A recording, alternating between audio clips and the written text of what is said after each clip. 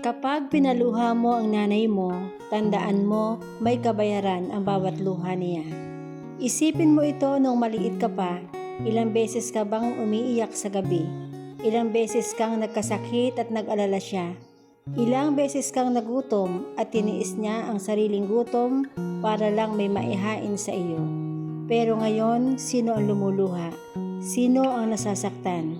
Ang nanay mong nag-aruga sa iyo mula pagkabata. Sa bawat sigaw mo sa kanya, isang piraso ng puso niya ang nadudurog.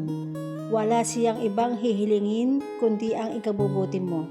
Kahit sinasaktan mo siya sa salita, ipagdadasal ka pa rin niya. Kahit hindi mo siya pinapansin, ipagmamalaki ka pa rin niya.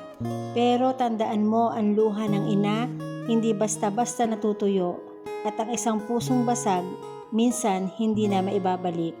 Darating ang araw, wala ka nang masisigawang ina, wala ka nang masasagot-sagot na magulang, at ang masakit, wala nang magmamahal sa iyo gaya ng pagmamahal niya.